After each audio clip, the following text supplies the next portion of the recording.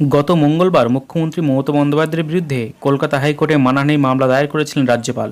সেই মামলায় কঠোর ব্যবস্থা নেয় কলকাতা হাইকোর্ট। অবশেষে আদালতের পক্ষ থেকে সমস্ত সংবাদ মাধ্যমকে এই মামলার সঙ্গে যুক্ত করার নির্দেশ দেয় হাইকোর্ট। বুধবার মুখ্যমন্ত্রীর বিরুদ্ধে রাজ্যপালের মানহানি মামলা নিয়ে কলকাতা হাইকোর্টে শুনানি হয়, আর সেখানে বিচারপতি কৃষ্ণ রাওয়ের পক্ষ থেকে সমস্ত সংবাদ মাধ্যমকে ওই মামলা যুক্ত করার নির্দেশ দেওয়া হয়েছে। এদিন শুনানিতে রাজ্যপালের আইনজীবী রাজ্যপাল সম্পর্কে কী মন্তব্য করা হয়েছে এবং এর ফলে রাজ্যপালের ভাবমূর্তি নষ্ট হয়েছে বলে আদালতের কাছে জানানো হয়। তারপরেই সংবাদ মাধ্যমকে এই মামলার পার্টি করার নির্দেশ দেয় কলকাতা হাইকোর্টের বিচারপতি। আজ বৃহস্পতিবার এই মামলার পরবর্তী শুনানি। মুখ্যমন্ত্রী হয়ে সওয়াল করেন জয়ন্ত মিত্র এবং সৌমেন্দ্রনাথ মুখোপাধ্যায়। এই দুজনেই মুখ্যমন্ত্রী মমতা বন্দ্যোপাধ্যায়ের আমলে এজি পদ ছেড়েছিলেন। এবার তারাই মুখ্যমন্ত্রী হয়ে সরাসরি সওয়াল করবেন, যা দেখে খানিকটা ঘাবড়ে গিয়েছে রাজ্যপালের আইনজীবী। এই দুজনের সঙ্গে এখনকার আইজি কিশোর দত্তও থাকছেন। গত মঙ্গলবার কলকাতা হাইকোর্টে মানহানির মামলা করেছিলেন রাজ্যপাল সিবি আনন্দ বোস। বুধবার সেই মামলার শুনানি ছিল বিচারপতি কৃষ্ণ রাওয়াতের এজলাসে।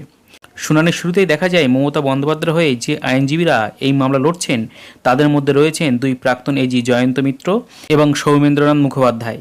তবে বুধবারের শুনানিতে তারা সওয়াল করেননি। আর রাজ্যপালের হয়ে ওই মামলা লড়ছেন কেন্দ্র সরকারের deputy solicitor general Dhiraj Trivedi.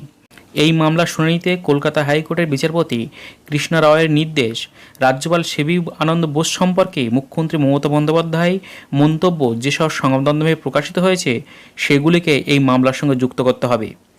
বৃহস্পতিবার এই মামলার পরবর্তী শুনানির দিন ধার্য করেছেন কলকাতা হাইকোর্টের বিচারপতি কৃষ্ণ রাও।